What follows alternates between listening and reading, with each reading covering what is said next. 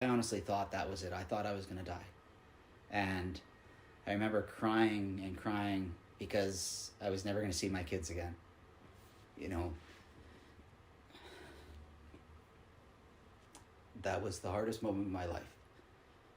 That realization that I was probably dead. Do you want to just introduce yourself to start? My name is Trevor Cornand. Yeah, basically, my journey started in 2010. You know, I had come back from Disney World, and I had gotten traveler's diarrhea. And like most people, they go to their doctor and they get, an antibiotic to help get rid of the bug. And I was one of the unfortunate few people that have an adverse reaction to that. And I got really sick from that. And basically, unknowing that I was sick, over the next 10 months, I slowly started losing weight. So I started seeing an internal medicine doctor. And forgive me if I jump around a bit, but fast forward to 2011, basically I was losing a lot of weight. I'd gotten down to 109 pounds from about 180, and the internal medicine doctor kept saying that nothing was wrong. And I don't ever talk about the doctor because he ended up losing his practice over the whole ordeal because of what his practice was doing. He was found to be doing double billing. That he was more concerned about his profit margins than actually finding the root cause of what was making me sick. So basically what had happened is the medicine had coated a lining on the inside of the stomach where I couldn't absorb nutrients, and slowly over the next 8 months I was being starved to death and was losing weight. And on March 25th, 2011, I got a phone call from my family doctor that don't worry about the weight loss, Trevor, you're in renal failure. And so that phone call occurred on Monday morning, March 28th, 2011. And basically told that get yourself to the Grey Nuns Hospital up in Edmonton, Alberta, up in Canada here. And don't worry about the weight loss. So I remember the day really well. I could tell you sights, sounds, smells. The hospital smelled like pee. Just the room that was big enough to hold everybody was the drunk tank. That's where I found out the news. But before that occurred, I disappeared for 2 hours. I basically went into shock of the news. That 10 o'clock phone call, I guess apparently found out later on that I just dropped the phone at my desk, walked out of the office and left. And the people at the office actually had thought that maybe one of my kids had died. I don't know where I went for 2 hours. All I know is when I showed up at my house up in Riverbend, there was an ambulance and 2 cop cars in my driveway waiting for me. They had actually thought that I had died, and they were trying to find locations where I may have gone to and died in the car. So I ended up taking the ambulance to the Grey Nuns, and when I arrived there, I still thinking it was a joke because I was still walking around, and a person that with an ambulance and cop cars on your driveway, it's not normal. And when I walked into the Grey Nuns, there's about 50 people standing there. Dr. Shelley Duggan was there. She's the head of nephrology for Northern Alberta. She literally, when she was there, they were starting to tell me, this is what the situation is. And I said, okay, well, what do we do to fix this? Still thinking that it could be fixed. And she said, well, we had to double check your blood because the first thing we noticed was, you have a very rare blood type. You're AB positive. So it's very rare. We can't really give you a transfusion because it hurts your chances of a transplant, and you need a transplant. Both your kidneys are dead. And on top of that, she basically told me, and I apologize for the breaks. It's still, even to this day, 10 years later, it's emotional, like when I think back on it, that she literally told me that if a person gets into a car accident, within about 3 to 4 days, their creatinine will hit about 300 to 400, and they can't function. Your creatinine, Trevor, is at 3,600, she tells me.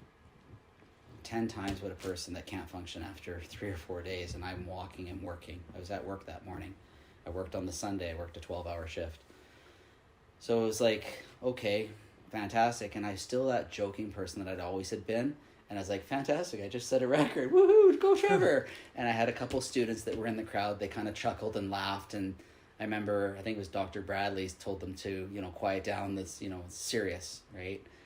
And I remember her telling me that the next value that was shocking to the medical community was my hemoglobin that I had in my body. A normal male has roughly around 110 to 120 for your hemoglobin. Anything less than 60, and most people need a transfusion to stay awake. I was at 29, and I walked to the hospital again. So again, they just didn't understand how it was. But, so again, Trevor goes, well, all right, fantastic. I'm just breaking records all over the place. What do we got to do? Get us down here. And some more chuckles and laughs, because that was my personality. I was always kind of this jokester at the work. Then I found out that really my life was basically told that I had till about 4 o'clock that afternoon that I was going to live. And I remember we were still walking at that point the whole time. They were walking us to the drunk tank. I remember them opening the door to the drunk tank. There was pee on the floor. They had a cleaning crew that was trying to get it cleaned up while they were still talking, because it was such an urgent rush to try to, get plans in place of how to save me if they could. And the really only plan that they had was they couldn't transfuse me because of my blood type, so that was off the table. The only option was to basically try to get me onto dialysis, but the only option for that was to put the stent in to get you on dialysis for hemodialysis, but the only surgeon that was capable of doing it wasn't available. They needed a specialized vascular surgeon that could cauterize as they went, because I couldn't be put to sleep and I didn't have any blood to lose, so it had to be cauterized as it went. And the earliest that could be performed was the following day. So being told that I was going to be dead by 4 o'clock that same day, and the earliest that this procedure to get me on dialysis to save my life would be the following day, was pretty much I wasn't going to live. And at that point in time, I made the call not to tell my 2 kids. I decided to tell friends to pick them up from school, and basically, if something had happened, it was an accident and Dad died at work, because I didn't want to scare them. My son was only in grade 1, my daughter was in grade 3. They were really young at the time, and it would have been a life trauma that they, couldn't get through. One, they're going to lose their dad either way. They didn't need to see all the doctors and all the blood tubes and, the IVs and you name it, in a hospital environment, in and around, walking through and blood typing and drawing bloods and left, right, and center. It just goes on and on. So I remember that night very well. My wife at the time, she left to be with the kids, but she didn't go there. Don't know where she went, and doesn't matter anymore. But the next morning, I was still around, and I remember the doctor coming in and really shocked that I was still alive. And when they kind of figured out that, okay, this guy's going to live, whatnot, there's a situation where they had decided they were going to attempt to do a biopsy of the kidney that was dead, because the left one was completely dead, the right one was only at 3%. They wanted to see what tried to cause it, because they didn't know the cause of why they died so rapidly, because in an 8-month period from being a completely healthy individual to completely dead, something had happened. So they were throwing terms around like lupus, they were throwing terms around like a cancer of some sort, so they need to find out, because if it was cancer, they got to pull it out of the body. If it was lupus, I was pretty much going to be dead anyways. So they went to go into biopsy, and I remember being wheeled in for biopsy, and I'm lying on this table, getting prepped up for the biopsy, and I remember this nurse coming running down the hall, yelling, "Stop, stop, don't poke him." And then that's all they say, and next thing I know, I'm being wheeled out of the ultrasound room where they do the prep, and I put next to this corridor, and no one says anything to me. And then next thing I know, I have a different nurse that walks by and say, "We're really sorry, there's nothing further we can do for you." So I honestly thought that was it. I thought I was going to die. And I remember crying and crying because I was never going to see my kids again.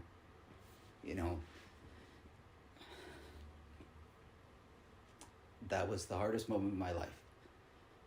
That realization that I was probably dead. And it took felt like an eternity, but probably like 10 minutes before I flagged someone down saying, like, I'm not ready to go. Like, the doctor's almost here, because I was looking at the time and like, I'm not ready. I don't feel ready, right? Like, not understanding how a person dies. Nobody knows, you know, not knowing what it felt like. I felt normal. I didn't feel like I was going to die. And then I looked up again. I saw my dad walking down the hallway. He had come in from White Rock. He had flown in, and he had actually gone and picked up my kids and brought them to the hospital. And as mad as I was that he brought them because I didn't want them there, it was the happiest moment I had been, because I got to see my kids.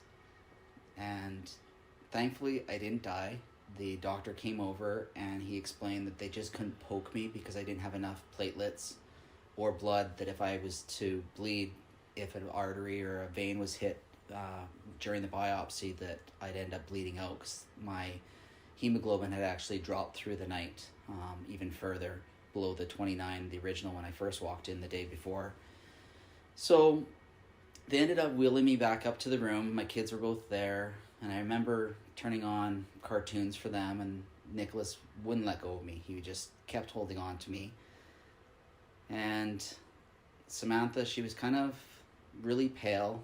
She's a little blonde girl, so it was always pale, but she looked like Casper. She looked like a friendly ghost, like just no color at all. She was just so scared.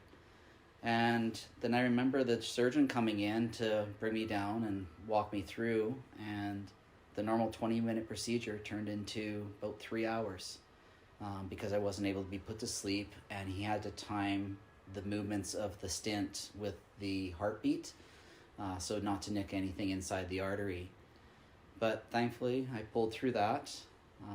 Spent the next week on dialysis at the Grey Nuns, learning that you couldn't have sodium your whole life. Your diet changed. And then the anger started to set in. I was very angry the first few months, looking around the room, not at certain people, but at others. When you would see a guy that was a bodybuilder who looked like Arnold Schwarzenegger and had lost his kidneys due to, steroid use and, abusing proteins and taking, these protein supplements where, they're taking that, and what they're taking that the body might be able to handle on a weekly basis, they're taking that twice a day in protein supplements. And arguing with the doctor, saying that, what are you talking about? I don't take steroids anymore. And the doctor telling him was like, we do blood work every time before we hook you up. You're taking steroids still. And then there's me at 109 pounds that can't put any muscle weight on. It's just not normal. And then looking over at the lady who's eating McDonald's food, fries, and a big drink, when dialysis is supposed to be pulling water off the body, not adding to it. And arguing with the nurse and swearing and yelling at this poor nurse who's just doing her job and trying to help somebody, and being yelled at because they want their McDonald's fries and their drinks. It's just, I was mad at life. I was mad at God, wasn't really a big God person. I believe that there's something out there, that looks after all of us, and, whatever religion we believe in. But I was really mad because I was like, how is this fair? This is a person that did everything right, worked a, job, went to work every day, and, this is what I'm stuck with. And then, it got worse where, you started to meet people that really made you sad at what life is and how cruel it is when you're looking at a 9-year-old boy having to travel every other day from Grand Prairie because there was no chair available for him. And then his chair is broken, so you decide to give up your chair so that he can use your chair for the day and you come back later.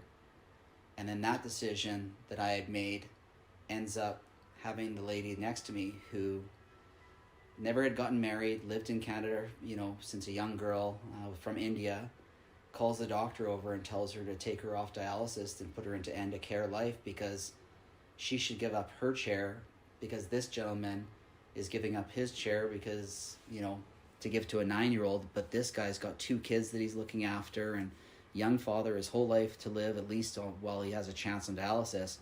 He should not be giving up his chair. I should be. Please put me into end of care. And having her pass away a couple days later, those moments will live with me forever. I remember talking to her saying, don't do this, I'm sorry, feeling bad. I'd never talked to her, lying in those chairs for months, lying next to her and really not talking to her. And one action that I did caused her to make that judgment, which makes me proud of her, of what she did, but also sad of my decision, because it actually changed her course of her life. Obviously for the better for that child and for what she wanted and what she saw her purpose in life. So everything turned out for a reason. I often tell a good friend of mine, Amanda, that, everything happens for a reason. Really big believer of that. People don't think that there's always a reason behind stuff. Everything does happen for a reason. Shortly after I got sick, my employer of 15 years, they fired me. They didn't want to pay the disability. And they were hoping that I'd die. And so what happened is they came in, they told me that I was signing a form for my long-term disability and vacation pay, but it was actually really a termination form, which obviously was illegal, but their odds were that I was going to die before this could get to court. And they tried stall tactics, like hiring the same law firm as the brokerage and the insurance companies, trying to get it delayed. And it was delayed for 2.5 years before it finally settled. And obviously, I won the judgment, but, it was a lot of time and hassle that, put stress on me and the family that, at the time, obviously you don't need.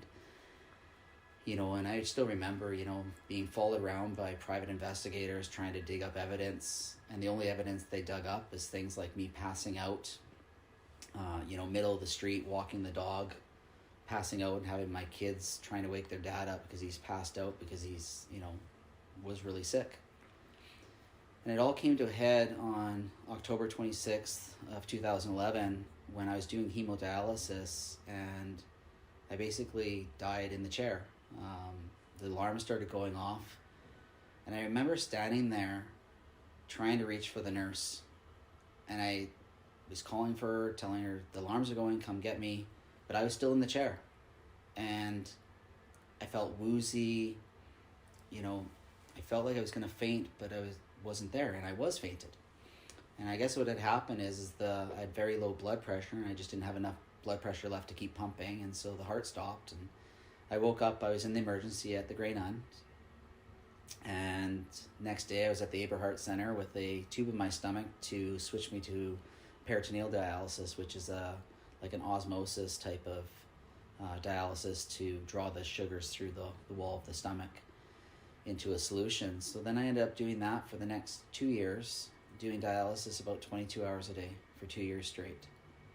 And during those 2 years, there was good days, bad days, more bad than good, but every day was different where, I'd take myself off to go take the kids to a field trip, and then, do dialysis in a school bus. Well, the kids were on their things, just so that I could be on the bus ride with these kids. Go on hockey trips with, party buses and stuff like that. I got to know a lot of the kids, and a lot of kids, I remember when I first got sick, and this goes back to obviously when I, back still on dialysis, a lot of the kids were worried about me because I did coach a lot of the kids. And I remember this one little boy, Ethan. And so we go to the grade 1 class, and Miss Zuber Bueller, she tries to get me to explain to the kids what had happened to me. And so I tried to think of a way. So I'm explaining, I'm like, well, you have these things in your body, they're called kidneys, and they filter the blood, and both of mine died, and and so I have to use this to keep my body clean until I can hopefully get another kidney. And Ethan asked, he goes, well, what's a kidney look like? I said, well, it kind of looks like a jelly bean. And I just remember to this day, Ethan, this little tiny boy that was the shortest boy in the class, but the cutest boy in the class, saying, well, I really hope that you get a black jelly bean because I really like the licorice ones. And all the kids laughing. And I still remember to this day, that was probably the cutest and funniest moment of a way to describe what a kidney looks like. It's a black licorice jelly bean. So kids find humor in the darkest days that we ever go through, and they can put a smile on your face. So then I started going to the schools, and I started going to the library and doing reading clubs and stuff like that. And it was my therapy during that, 2.5 years waiting. There was a couple of really sad moments. Being AB positive is my blood type. It's a very good one for transplants as it accepts everything. So it doesn't matter what blood group you are, it can accept O, A, B, or AB. The bad thing is it has all antibodies, so it always wants to reject the organ, so it has a very low survivability rate. Usually about maybe 1 to 3 years after transplant is what the average it'll last. Where if they can find a really good O match for an O donor, you can get 40 or 50 years because there's no antibodies in the bodies as long as the person maintains a good diet, a good health, good outlook on life. That's where you get the 40 to 50 year kidney transplants. So with AB, right off the bat, I knew that even if I got one, I was only going to get 1 to 3 years maybe, is what I was told. And so being AB, being able to accept everything, I got lots of phone calls. Almost every time there's a transplant at the U, my phone would ring. Trevor, make sure your bag's packed. Don't eat anything, drink anything until you hear from us. If you don't hear from us within 8 hours, everything's good. Most of the time I'd get a phone call from a coordinator saying, hey Trevor, it's hour 3, go ahead, you can drink again, everything's good, the guy's into surgery. It was a good match. And that went on for, a good year and a half. And during that year and a half, you start to get depressed when your phone is ringing all the time and you're always that backup, but you're never the main person to get the transplant. And summers were the worst because of the motorcycle season. I had a good friend, Tom. He'd always tell me, he goes, Trevor, it's motorcycle season. Make sure your bags are always packed. Because there's a lot of motorcycle accidents. And it's not the motorcycle drivers, it's everybody else. You get the odd one that they're being dumb. Like one of the gentlemen that got, part of a transplant, which I'll talk about later. Majority of them, it's other accidents, unaware drivers that cause it, or maybe gravel on the road. It's not the motorcycles themselves. And then you get the phone call, and this phone call was, I was the number one. I was supposed to get this one kidney. And the phone call basically starts by, I'm supposed to get a kidney, and so you're allowed to ask questions, kind of thing of where's it coming from? Is it local? Is it, I was put onto a national list because I was highly sensitized. So was it coming local? Is it coming Toronto? And it was coming from an inmate at the Max. He had died in a fight. And so I started asking questions. The kidney wasn't working, and they were sure that they were able to get it working. And I said to the doctor at the time on the phone, I said, well, if I take this kidney and it doesn't start working, what happens? They say, well, the body will have already got those antibodies and we probably won't be able to get you another one. You'll go back on dialysis till your end of care days. So I had to make the call at that point, knowing that it was my 1 in, a 10 million shot of getting a match, because the kidney actually wasn't functioning because of the circumstances, to say no to it. And you have that right to say no. And it was heartbreaking, but it was ultimately, because it wasn't working, there was only a 50-50 chance. I couldn't take that chance, being that I was only 35 and had 2 kids and I wanted to live. And then it was a couple months later, July of 2013, I got a phone call from Dr. Schuler, and he told me, he goes, Trevor, we found a match. It's a 2-year-old's kidneys. We're going to have to do, special procedure. They have to use steroids to make them grow. That's kind of what they were looking for. You get both kidneys. They'd go back in the original spot in the back. It's a long procedure, long recovery time. But, there's no antibodies. Great match. And again, everything happens for a reason. There was an accident on QE2. And comes in, we had to release these back to the, foundation. Only vascular surgeon on call. So next thing that happens is basically find out, my son, he's 9 years old now at the time. He's mad. He's punching holes in the wall. He's throwing things. He's yelling at his sister all the time. Like he's mad. This was Dad's second chance, So now I'm 2 in 20, or basically 2 in 20 million of the odds. And he basically, I had to find a way of making him understand that, this kidney going back to the, the blood bank and eventually finding its way into another person was a good thing. Like, it wasn't a wasteful thing. So I ended up talking to the Kidney Foundation for many weeks, and finally they told me that the kidney ended up going to a 9-year-old in the Calgary system. And as soon as I found that out, it was such an easy story to talk to my son about. Because all I had to do was sit him down and say, Nicholas, I said, you're 9. Can you imagine doing what I do every day? You help me with my bags, you help hook me up, you help take them out to the garbage, you help take them to the drain, you help bring up the boxes when the deliveries from Baxter come, or Gambro, depending on what's the solution is that I'm on. I said, can you imagine doing this every day, not going out to play hockey? I said, you love playing hockey. I said, you go to the store, right? You go to the store with Sammy, right? You guys do this for Dad. You take care of Dad. If you were 9 doing what I'm doing, you can't do any of that. Your life's not normal. That little boy doesn't have to do that anymore. That little boy is your age, and now he has a chance at life without having to do this. Right away, he started to cry, and he goes, Dad, I understand. And he goes, that's so much easier, and I understand. And it was only 2 months later, and I got my 3rd phone call. And most AB transplants, so I call him my kidney brother. He received the other kidney from the donor. He'd been on dialysis for over 10 years, and he'd only ever gotten the 1 phone call, and I'd gotten 3. And each 3 was a unique situation, turning down one because it wasn't working, a child that was killed by a drunk driver, him and his mom, and had to be taken off life support, and the dad had to make the decision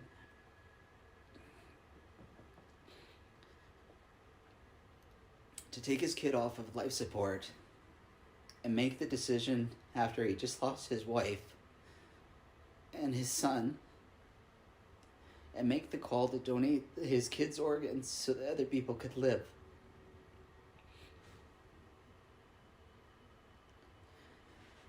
That is something I wish on nobody, which is why everybody should sign their cards if they can, because you never know. Even if it's only for that you want them to go to a family member, at least they're signed. Because you never know, you might be in a car accident with your family and they can be used in that situation, and those minutes are precious, people. Mm-hmm. You have no idea. Absolutely. That's fine. And then the phone call came, my second one. My 3rd phone call in September.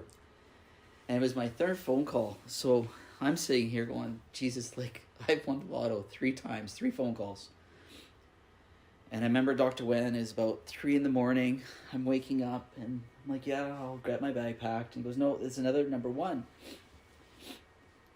And he tells me, I said, where's it from? He goes, it's actually a local one. It's Parkland County. It was a gentleman, 29 years old, had life problems with depression and had taken his own life, but had called the ambulance service before he did and asked that he couldn't live with his life anymore, but hopefully that his organs can help other people to live a better life than he's ever lived. So I packed my bags and I headed to the hospital, and I remember walking in the hospital, and there's a family friend that my daughter danced with. She was the administrator, and she knew that I was getting a transplant before I did. And she comes running out from behind her desk and gave me the biggest hug, and she goes, I've seen the work. She goes, this looks like a great match, Trevor. It's close to your age, and it looks perfect. This is going to be awesome for you. And I remember walking up and going through all the procedures, shaving my belly, because you have to shave it because you get cut open pretty big, draining the dialysis solution, waiting for, the surgery, and you're going in at 8 a.m, and doctors coming in and testing you every 20 minutes to make sure your blood pressure and your heart's still good. And I remember, I think we were only about an hour, maybe 2 from going into surgery, and I had to talk to the nurse, and I said to him that I had to get the solution back into me because the peritoneal tube was pinching my intestines, which often happens when you would drain the solution out, but usually because you were putting new solution in, it would go away right away, and it was really painful. So I remember that distinctly before going in, the amount of pain from the tube touching the wall of the peritoneal cavity. So the guy agreed, but he didn't want to put very much solution in it because they basically need the cavity drained for the surgery. So they basically, it was like open and then he closed the valve right away. So it was just enough for a little bit of, comfort, but not much. And I remember lying there, and again, I still hadn't seen my family. They hadn't come in. They were still sleeping. I had said my goodbyes to them the night before. And I regret saying the goodbyes because goodbyes are forever. It's always see you later. And in my eyes now, we really shouldn't ever say goodbye to anybody. We should always say, hey, we'll see you tomorrow, or, hey, I'll catch you around. Because even if a person dies, you're always there in your memory. You're never gone. So I really regret that, to saying that to my kids when I said goodbye to them. And that whole night and then the morning, I regretted saying it. It was, 8 hours of, why did I say that? Why did I say it like that?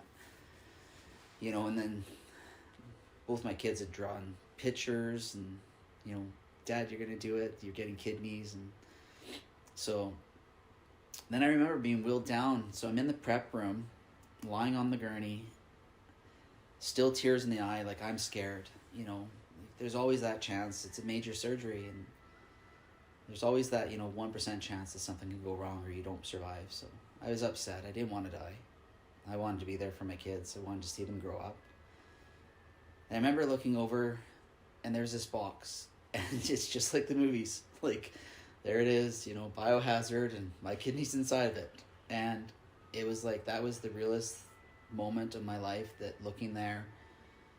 I remember the nurse, I believe her name was Heather. She held my hand throughout the whole way. She just stood there holding my hand. Didn't move, held my hand all the way till I was asleep. She talked to me the whole time. And that's when I met the first donor of the 5 that got lives. He was a motorcycle driver.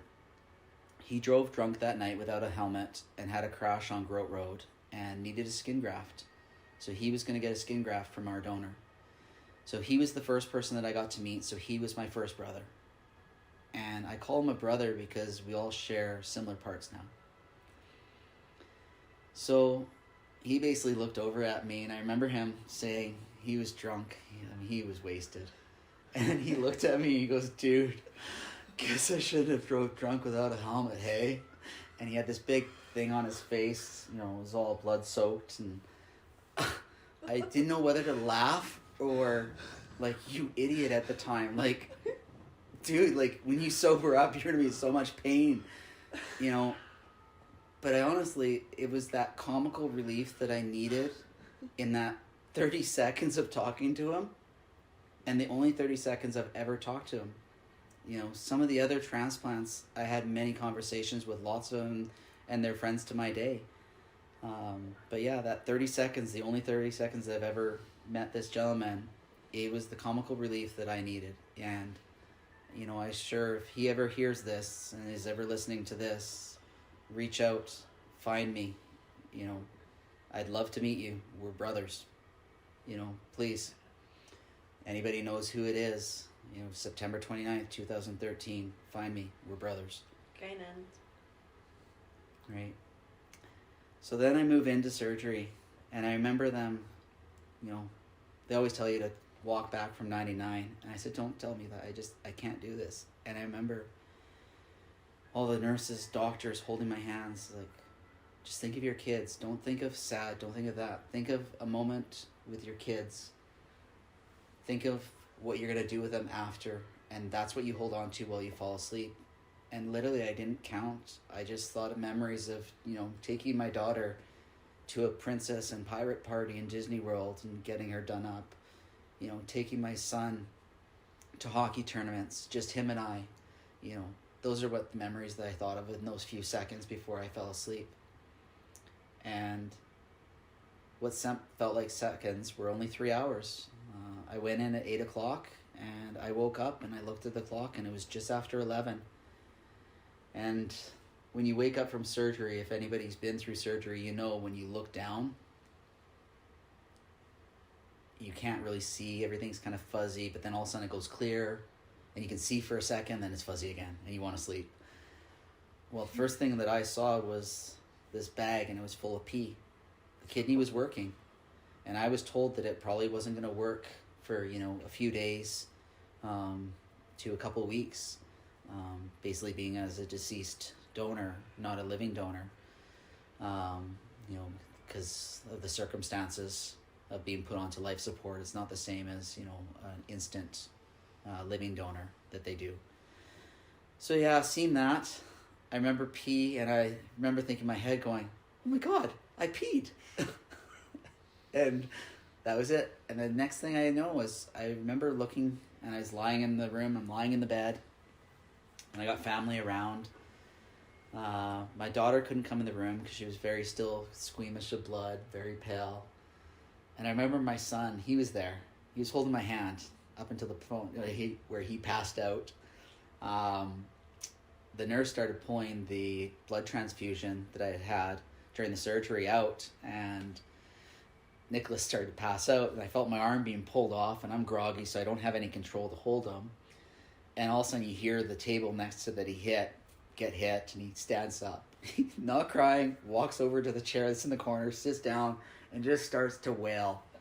And the nurse can't do anything because she had just pulled out the blood transfusion line from my throat. So she's holding my neck, so can't take it off, otherwise I'm going to start squirting blood everywhere. So she starts screaming for another nurse to come check on him because he hit his head. So they come and check on him. The other nurse is like, okay, we're going to take you down to the stollery. So she takes him down, and I'm expecting him to be down there for hours.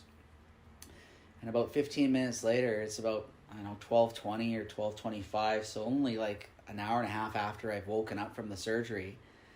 And he comes back in with the nurse, and she's like, oh, the doctor's going to come up here and see him because we just told him that he fainted. Well, his dad just had a transplant. And the doctor said, oh, I'll come up there and see him. So about a half hour later, the doctor comes up and still got all these people around me, all these tubes and machines from the transplant. And the doctor comes and starts talking to Nicholas, and I still remember because it was the only point that I was really awake without sleeping in between the dozing.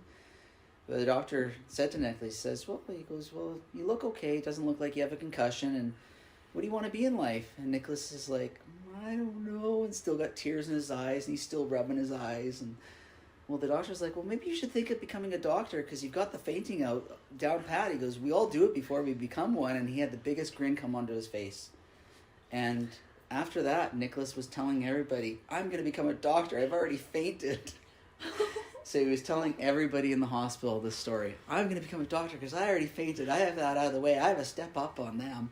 And he was telling everybody. And yeah, so that was on the Monday. And yeah, Tuesday comes around, and this guy gets wheeled into my room. His name was Ron, and he's my kidney brother. He got the other kidney. He is from Hinton. Wonderful gentleman. Very, very friendly. Again, Ron, if you ever hear this, miss you, bud. Yeah, and I got to see a lot of Ron because we got to go to the kidney clinics together for many, many months, all the way up until COVID, when they started becoming online or phone appointments. But yeah, so then we ended up, like I said, we sat in the hospital together for a couple more days. I had already been walking since the day of the surgery, so I started walking at about 3 a.m. So under 24 hours after the transplant, I was already walking. That first morning of the transplant, so 7 a.m. Tuesday, I remember the kids coming in just before they went to school, and their dad was walking already. And yeah, 3 days later, Dr. Wen comes in and goes, Trevor, he goes, you're doing fantastic. You're doing laps around the hospital. He says, go home.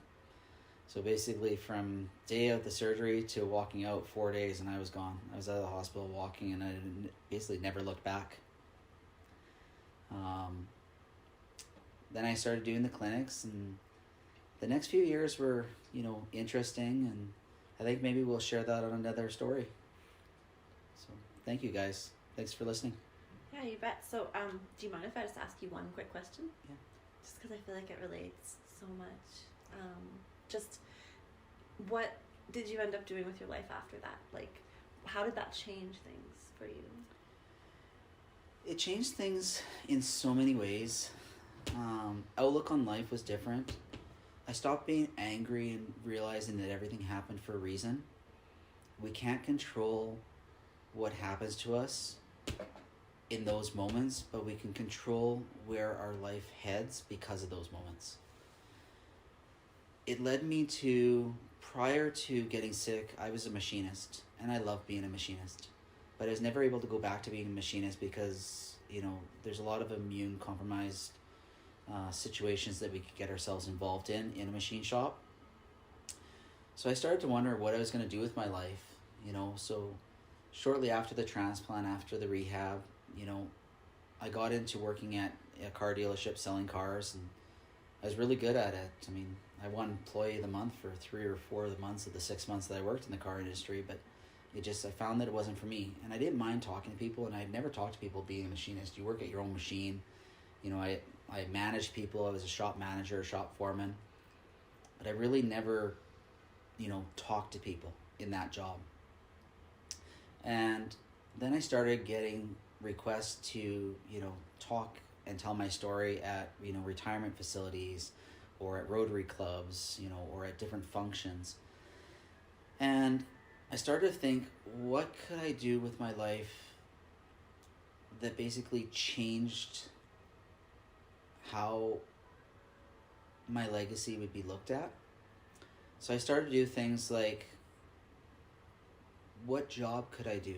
And I was able to get into an industry which was a result of the transplant. As a result of the transplant, I had severe allergies to cats, dogs, pollen, snow mold. So I got into an industry where I sold, HEPA air systems. And at first I was kind of skeptical of the whole thing until I put one in. I was like, oh my God, I can breathe again. And it was literally my little own sanctuary, my safe haven, where I could go home and there was no allergens. And I got friends involved where I had one of my friends, Dr. Cindy Neufeld, her son had super bad asthma where once a year he'd end up in the stollery, severe reactions, multiple doses to get it under control. And I finally convinced her to put a system in, so she finally put one in, and she actually had texted me a couple of weeks ago, letting me know that since we put the system in, which is about 5 years ago, her son hasn't had a single episode outside of the house. Had a couple at the school, but at the home, none. Sleeping, none. And that's where he'd get them, was when he'd be at home. In the confined environment, sleeping. He'd wake up in the middle of the night. In 5 years, her mom was just astounded that something so simple changed her son's life. So I got into that and figuring a way of giving back to different communities and different, organizations. So I really tried finding out ways of helping people, through the breathing issues. Got into a contract with the Compensation Board of Alberta, helping them with some of their claimants that had breathing issues, talking about it. And when I started talking and telling my story on a more regular basis, finding out how many people out there had kidney transplants or had a niece, or geez, I got a niece that just had a double lung transplant and she's really depressed. Could you talk to her? So I started doing counseling. So got involved with the program called 1-to-1. It was a counseling program where a doctor can't tell another patient what they're going to feel, what those emotions are, what an out-of-body experience. And I don't know if that's what it was when I was on dialysis, but those feelings, I honestly felt like I was standing and the body was still sitting in the chair. And I remember reaching for this doctor and nothing was happening. No one was listening to me. I didn't see a bright light. I don't remember anything after. But again, only people that go through that can relate.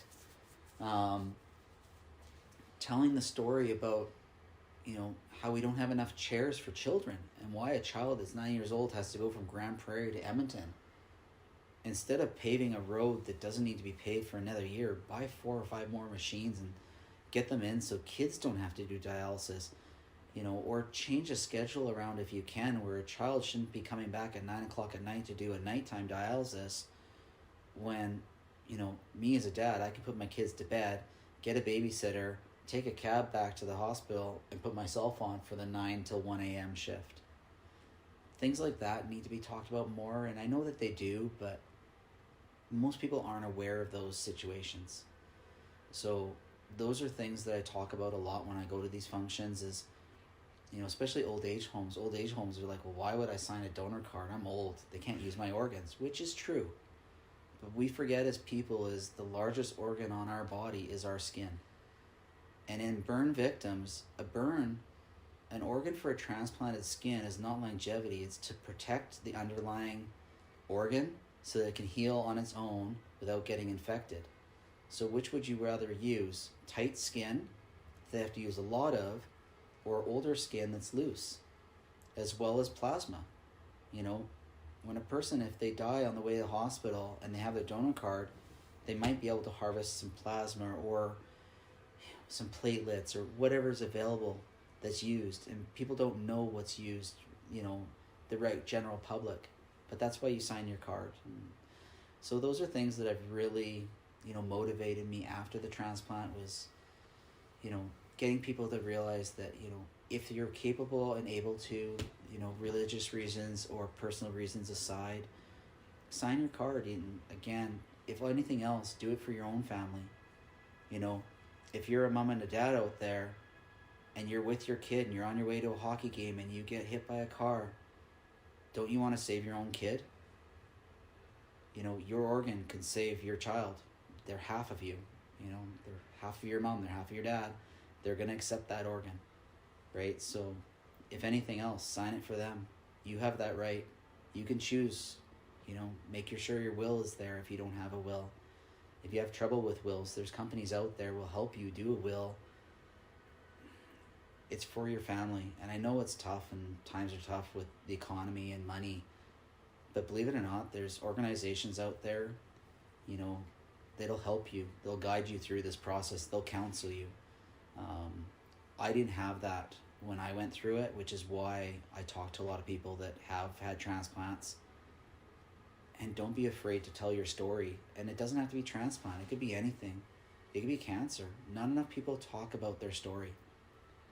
One of my biggest mottos that I came up with after my transplant, and I've told Amanda it, we're given one life, live it. I was lucky enough to have two. My first life, I didn't waste it because I was always there for my kids, but I've given a second chance at life because of this gentleman's sacrifice that he gave me. I want to make sure that this second life not only lives it, but I want to go beyond to where I change other people's lives. You know, so random acts of kindness, you know, don't be afraid to be old-fashioned and open a door for somebody. If they don't wave or don't say thank you when you let somebody in for traffic, don't get mad at them. Maybe they got something on their mind. You don't know. Maybe they just were told the most devastating news in the world. You don't know what's going on in their head. Life is short. Don't. Just live your life. Be happy with your life. Make somebody else's life better. I'm not gonna lie, I have like 100 questions for you, but I'll do that some. No, yeah, Yeah. by all means, like I said, you know, like most people, like I said, when I talk at these Rotary clubs and whatnot, or one of the stories that I had, which is a funny one, so I get invited, and it's my first one in front of doctors, and I'm like, doctors, I've talked in front of old people and, you know, crutches and canes and wheelchairs, and I've talked at a Rotary club where most of the guys are drunk and they're coming off a golf tournament, so it's like, they're not listening to me anyway, so I really don't care, whatever. They're just this babbling idiot that just hasn't shut up for 40 fucking minutes. Like, oops, sorry, I didn't mean to swear. No, you're fine. I'll say it's screw it. Fuck it, whatever, let's go. So I walk into this room, and I'm supposed to be talking, and because of my situation, I had talked to quite a few doctors, like Dr. Steed, she's an internal medicine doctor, this doctor from India who was doing a study on, you know, how I was physically able to walk into the hospital with the values that I was at. How I survived, you know, how when I got shingles that I never had a re-outbreak, that, you know, what's different with my body, that I was told it was only going to last for 3 years, and now I'm on post year 8 and I'm, you know, a record setting transplant, and I'm not just going to set the record, I'm setting a new standard apparently from what the doctors are telling me with the the values. So I was used to talking to doctors. So when Dr. Wen said, "Oh, you know, you're coming to you today," he goes, "I need you to talk to a couple doctors." I was thinking, okay, it's going to be, you know, Dr. Wen and maybe Dr. Gryanok and a couple other doctors that are there, doctors I had seen. And I walk in, and he leads me through this door, and I walk into this auditorium, and it's a 500-seat auditorium, and it's standing room only. Like, there's probably 100 people standing. And I'm like, what the fuck? Oh my God. I've never talked to this many people ever. Like an old age home, there's maybe 30 people in the room, and like I said, half of them got hearing aids. They can't hear me anyways, right? So it's true. Half of them are like moving their, you know, wheeling their chair up or asking the nurse, like, I want to hear him. Bring me closer. Bring me closer. I don't care about my second slice of pie. Bring me closer. I want to hear this story. No one's sleeping. Thank you. Like, Sonny, no one is sleeping. Tell your story. That's what I'd get from them. So I was scared. I was terrified. And I remember walking up to the mic. I felt like I was going to puke.